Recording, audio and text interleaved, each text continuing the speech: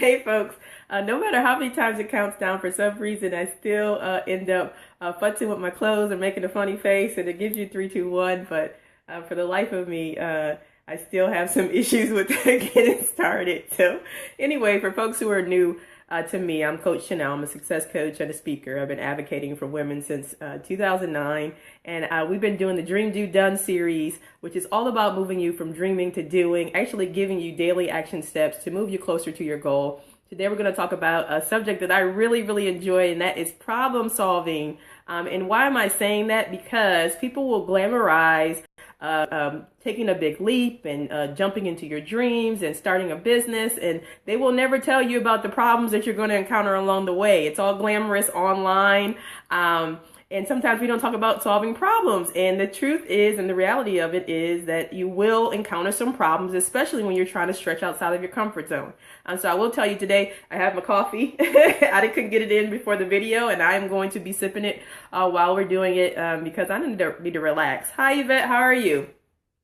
And so I want to talk a little bit about problem solving, because we don't hear about it often enough in business. And the truth is, if you're trying to do something different, if you're trying to expand, if you're trying to move outside of your comfort zone, you're going to encounter some problems. And people don't talk enough about how to solve those problems. And so I want to go through some ways in which you can solve problems, actually some action items, things that you can use and may or may not be something that you can implement back into your business.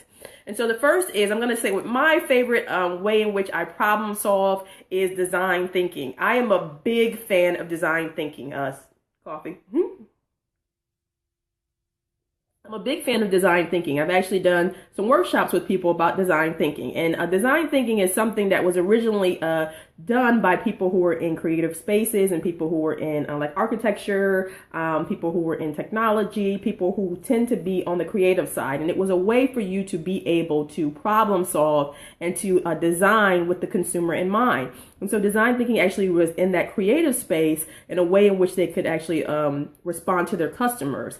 And I personally think that design thinking is something that you can bring in your business as well. I've also done it with some organizations. Yvette, you said that you're using design thinking as well. See, I actually started using design thinking when I worked in my previous career, which was at with the American Institute of Architects. And so I worked there for 10 years. And so we would use design thinking because it was part of the architectural community. I thought it was so cool the way that we could fast track to do problem solving within that community, that I started to bring it into the community organizations that I was working with, because I realized they had a lot of problems that needed to be resolved, but people were used to the same way of trying to problem solve, which was a really a slow process, a slow adaptation process, and it wasn't necessarily the most welcoming to people who wanted to share their ideas. I often find in organizations that people want change, but they don't actually want to listen to people, and part of change is listening and being responsive. And so I thought design thinking was a way in which they could problem solve, but do it in a creative way, which was encouraging, which was empathetic, and which responded to the needs of that organization. And so I first tried it with Toastmasters. I was president of the Toastmaster Club, and I did it in that club. And we were able to fast track through some things that we wanted to do in the club. And so we did a design thinking session. And I want to talk to you about how I did that. And so first of all, Toastmasters usually are like an hour to an hour and a half for meeting time. So you don't have a lot of time. And I only got a portion of that meeting. So it has to be very quick. And we did this in a very fast approach. So the first thing was, we tried to figure out, we asked a question. Or one question that we started out with. And so the overall arching question was, how do we get more members, which a lot of associations are dealing with. And if you were using this for clients, it might be that they were trying to get more consumers, or they're trying to get more clients. Same sort of approach. And so that was the overarching question. And so then we started to break down that question to see, like, what are some ways in which you could get people to come in and to invest in joining Toastmasters. And so instead of me taking the approach of just saying, how could we get more clients? How can we get more people to come to Toastmasters? How can we, get people to sell more memberships, which a lot of associations or businesses might do. Instead, I decided to reframe the thinking for that particular session. So I started out by saying, what drew you in when you came to your first Toastmasters meeting? What was something that made you feel comfortable when you got here? What is something that you wish people would have told you when you started? When you're going to an event, what are those things that are really simple to do that make you feel comfortable? What kind of experience do you want to walk away with when you're trying something new? And so we asked those questions and just let people literally share from their experience. And we kept it to very short bits, and I had them actually write it down on index cards. And the reason why I had them do that is sometimes when you give people a little bit of time to think, they might come up with something else. But if you're going around the room and you're asking everybody to think off the top of their heads, then people who tend to like to reflect a little longer, they feel the pressure to say something in that moment, and they haven't thought it through all the way. And so that may not necessarily be their best idea. And some people don't think and fast track that way. And so we gave them some reflection time. And then afterwards, after we did that time with asking the questions, we moved on to the next phase, which was actually to discuss the ideas. Now, I have this thing about ideas, especially if you're in a brainstorming situation. And I think the first round of ideas, everybody gets a voice. And I cannot stress this enough. When you're doing problem solving, when you're doing brainstorming, everybody should have a voice, and everybody should feel like their voice is of equal importance.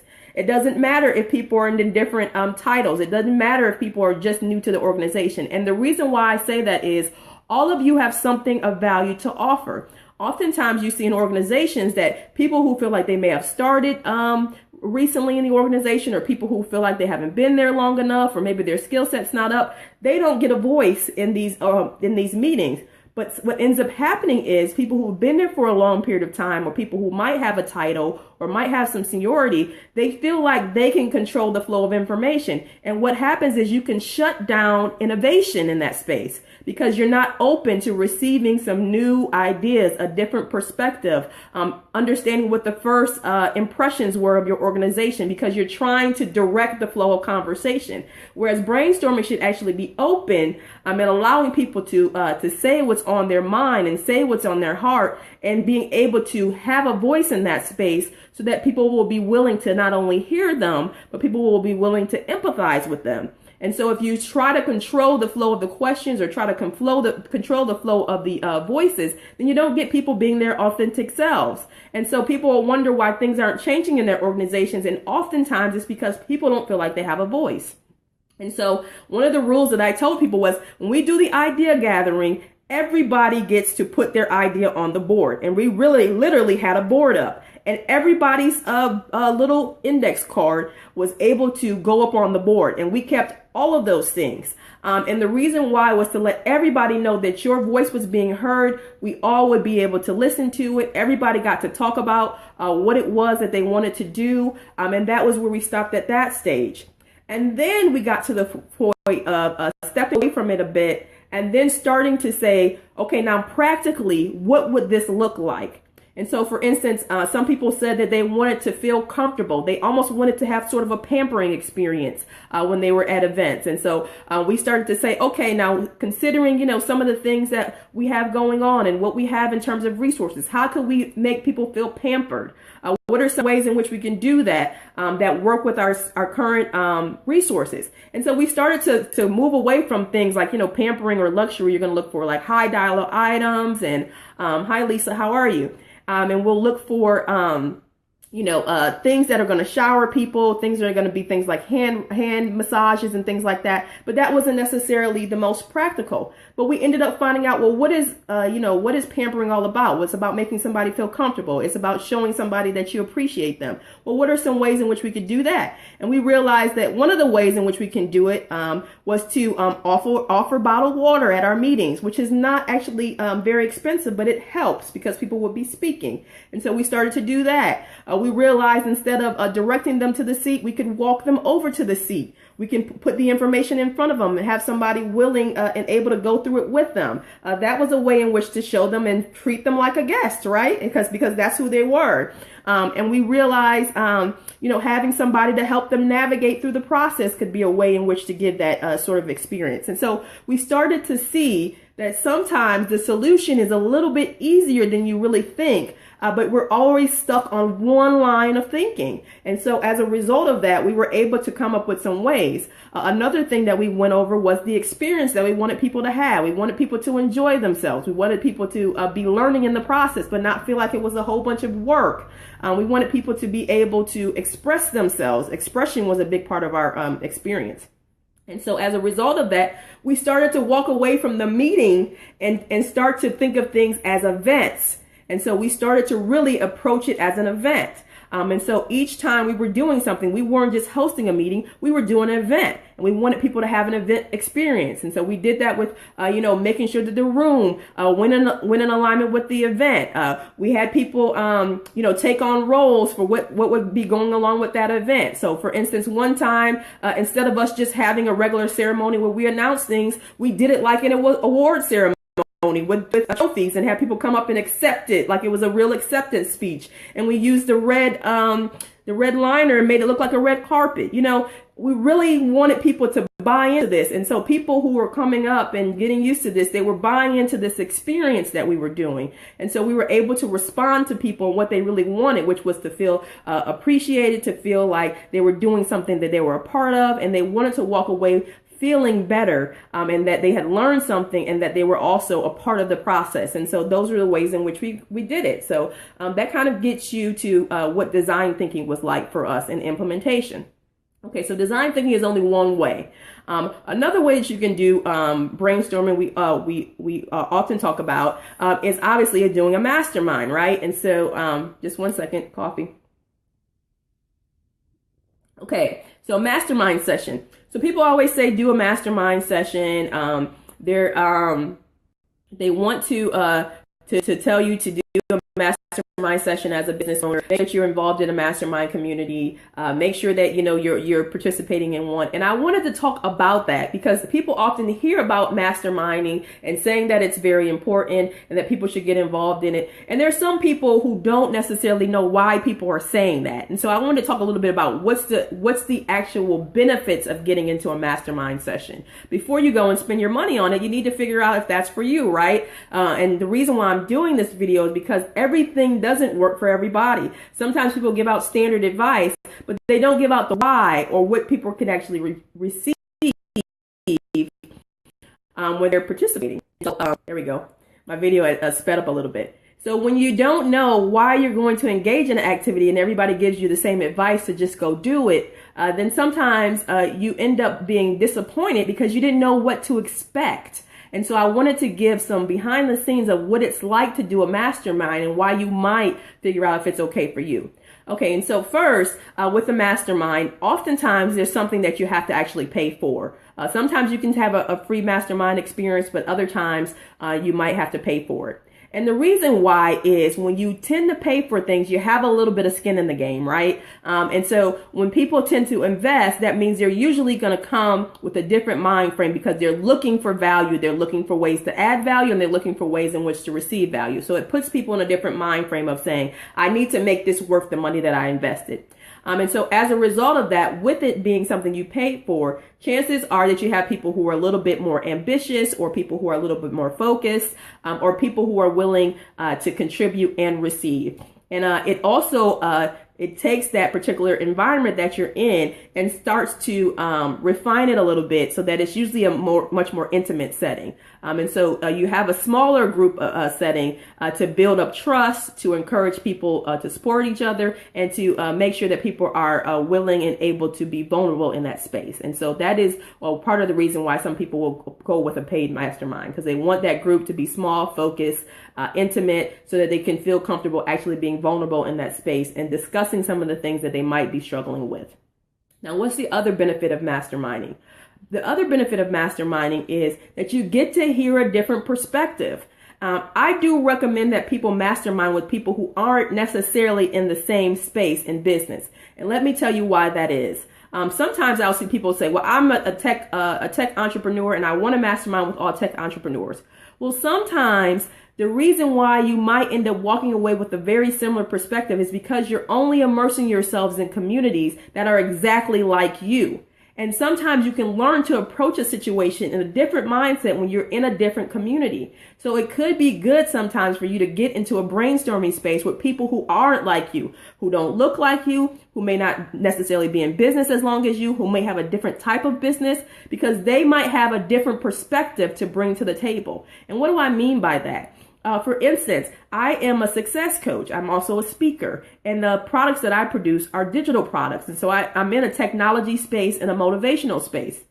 But sometimes when I'm masterminding, I'll go into a creative space because they're going to think of it a little bit differently and show me a way in which I can bring that about. I might go into a space where they're doing a lot more marketing because they're going to show me how to put that flow together in order to actually produce something that could be marketable. I might go into a space of people who might be driven more towards multi-level marketing because the way in which they approach sales is very different than the way in which I do it. I do it very organically, relationship oriented. They might do it a very different way in terms of building affiliates and a following and making sure that they're responsive to customers. And so sometimes you can get out of a different space get out of the same space and move yourself into a different community to change your perspective and see things a different way. Also, in a mastermind community, everybody brings a different skill set to it. And so sometimes you might be struggling with a certain area, but somebody else might be a pro at that. Just because you may be in a very similar business doesn't mean you have the same strengths or skills. I am also a success coach along with a lot of other people who are success coach. I happen to deal in digital products and happen to deal with success strategies that are authentic to that particular person that I'm dealing with. Whereas some people do success and they might work with mindset. They might work with helping people to get speaking gigs. They might work with helping people to produce books. And so we may not necessarily work within the same space, even if we have the same title. But I'm able to still learn from people who are coaching because everybody approaches it differently. And so you get that cross synergy of ideas when you're getting into a mastermind situation. And so masterminding can be helpful in that way. Masterminding can also be helpful in accountability because you have somebody there who's helping you walk through that problem. And so you might feel a little bit like you're holding yourself accountable to make sure that it's resolved. And after a while, when you have a few people who have weighed in on a particular thing, then you can walk away and you might have some people who follow up with you. We go next one to make sure that you're actually implementing those things. And some people might like that aspect of it. So it might be that, you're looking towards it for accountability purposes and support. And so that could be another takeaway from it. And then the last one is, of course, when you're starting to learn more about businesses and grow, it's an opportunity for you to network and to find some collaborations within the room. So not only do you get to talk about the things that you're struggling with, but you get to talk about the things you do well. And so people get to see literally in the flesh some of your skill set. And so they might be interested in either working with you or creating together in a collaboration opportunity. And so that's another way to get your voice heard in that particular setting. And so oftentimes you'll see people who mastermind together tend to work together because you get to understand what people think. You get to understand how they perform, and you get to understand some ways in which there might be connection points for you to work together. So that might be another way in which you can do a mastermind, is to find some like-minded people who might have a different skill set so that you can work together. And so those are some opportunities for you to mastermind with other people. And so I recommend masterminding if you are in a space where you're ready to move forward. In other words, in terms of implementing things, that you're okay with being vulnerable and talking about some things you struggle with in an intimate setting, that you're willing and able to implement things from that particular setting, and that you might be in a space where you're ready to collaborate with other people and to get out of that isolation mode that sometimes we are in with entrepreneurship and achieving our goals, but be willing to let some other people in. So if you're in that space and if you're ready to do that, then I recommend a mastermind for you. Okay, so I'm going to talk about the last way in which you can problem solve. And that is with mind mapping. So a lot of people like mind mapping, and this is for people who tend to learn visually. You like to actually see a representation of the mind of your actual problem and going through the steps. So a mind map might be something for you. And so there's a bunch of different ways to do mind mapping. You can do it with software. So if you just Google mind mapping, you'll see mind mapping software. There's a site that I really love called Mind Tools, which has some amazing things on it that I refer to often. So they have mind mapping information on there. Or you can actually do it old school, where you get a pen and paper and you start to draw a diagram. And so the way in which I like to do it is I'll write out what the overall overarching concept is at the top. So maybe yours might be public speaking, and you'll write public speaking. And then in the next section, you'll draw some lines to two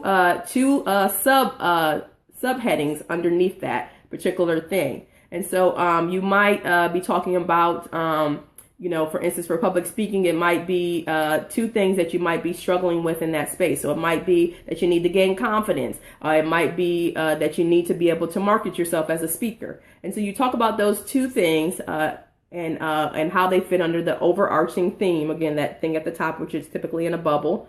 And then you start to work from those things. So, okay, if your thing is that you need to gain confidence and work on stage presence, what are some ways in which you can do that? You can do it through Toastmasters. You can do it through open mic nights. You can do it through an improv class. You can do it literally with getting in front of audiences. You can do it with practicing and doing it on live stream. There's a bunch of different avenues. And so under that particular subheading, you would write some ways in which you can do that. And then on the other bubble, you do the same thing. And then you start to look from those things and the ways in which you can go about that and make your final determination. But sometimes it's good to walk through that mind mapping tool to see the ways in which you can practically do those things. Another way that you can use mind mapping is if you're trying to decide between one alternative or the other. And so you can use it where you're trying to do the overarching theme at the top, write down two ways in which you're for it or you're against it. And some reasons why, and literally start to talk about some of the effects of that particular decision. Like maybe it might be that it's costly, or it could be that that it is something that's not within your city, so you need to travel. It might be that it's going to take too much of your time, and you're already stretched in terms of time. It might be that it'll throw you off balance with the other things in your life, like your family. And so you start to look at that and see the visual representation of something that you could be doing in order to solve that particular decision. And then you get to the mindset of taking a look back, looking at the visual and saying, okay, which is the best alternative? And then you decide on the decision. And so I do recommend mind mapping. And so just to review, the things that we discussed in terms of problem solving was one, to use a design thinking approach to be able to fast track from problem to solution by using a brainstorming session. The second is for you to be able, and the second is for you to be able to invest in a mastermind opportunity. And then the third is to use the mind map. Now there's a bonus one, and this is something that I really like and I participated in. It's called Idea Party. Idea Party is something that I was doing last year. It's an opportunity for you to be able to brainstorm some ideas and find solutions through crowdsourcing. And so I'm going to break down Idea Party really quickly for people who review this video later on. So what is Idea Party all about? Idea Party is for people who like to brainstorm, but they don't necessarily like a whole lot of structure. They might be people who tend to be a little bit creative. Sometimes they might be spirit-based, and they like to do a lot of things in terms of getting to a solution, but they don't want a very, very structured business-like approach. And so Idea Party might be a good fit for you. If you're more creative, kind of funky, free-flowing, free-spirited type, Idea Party might be good for you. And so here's how you do Idea Party. So we did it virtually, but you can do it in person. And so you gather people. I usually recommend no more than 6 people. And the reason why is I'll explain in just a second. So in Idea Party, you have facilitators. I recommend 2. And there's 2 facilitators that are there. And then you have, again, up to 6 people. About 4 to 6 is a good range. And each person talks about one idea that they're trying to bring to the marketplace or to their community that they're stuck on. You know how sometimes you think something's a really good idea, but you can't get a little bit further, and so you're like, okay, I'm stuck on this idea. I'm trying to bring it to fruition, but there's something wrong here, and I just can't make it work.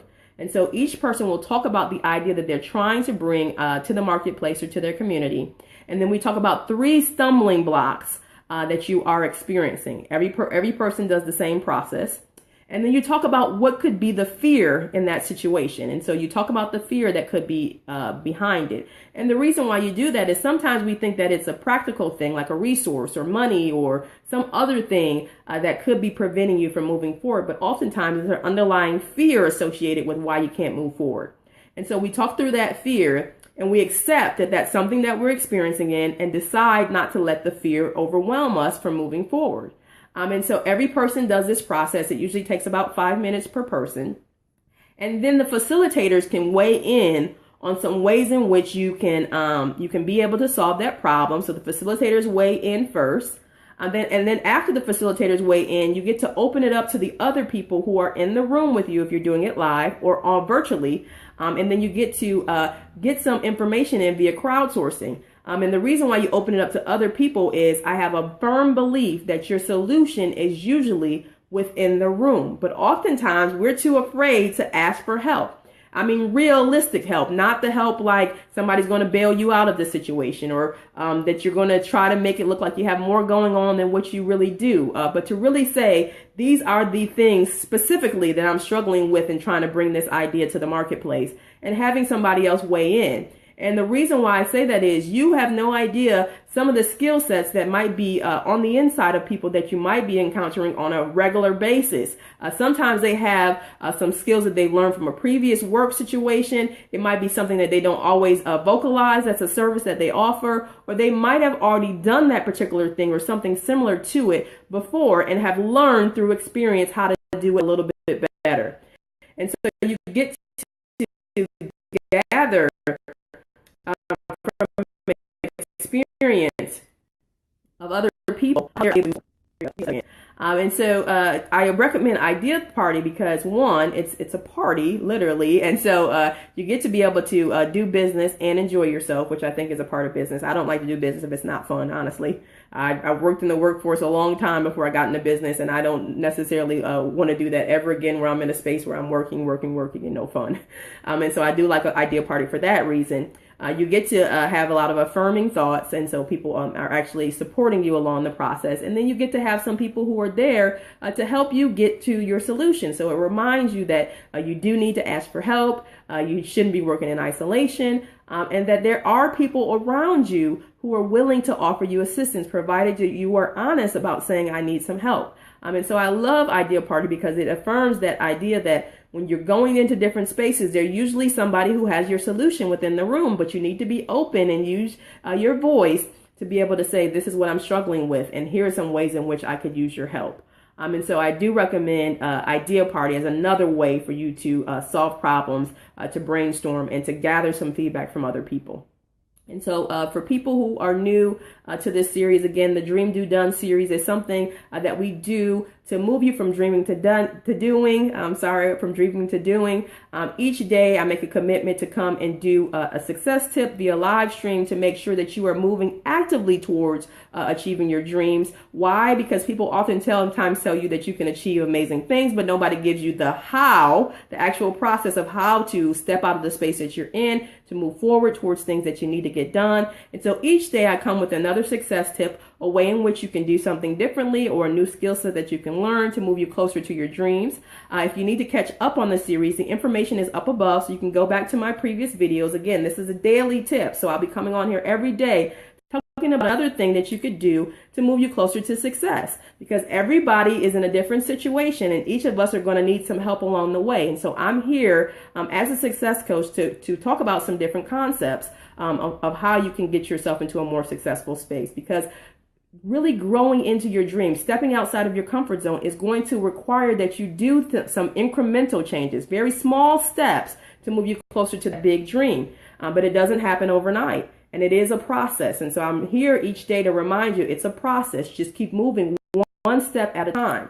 If you're consistent with your steps, and if you're not getting down on yourself by trying to get results right away, then I can guarantee you if you go through that process that you will get closer to your goals, provided that you are holding yourself accountable, that you are honest with where you are and the skill set that you have, and that you're actively working each day and showing up for your own dreams. You will get closer. There's no way that you can't get closer, but it's all about having the commitment level, being honest with yourself and who you are and what you want to achieve, and showing up each day and making one small step in the direction of your dreams.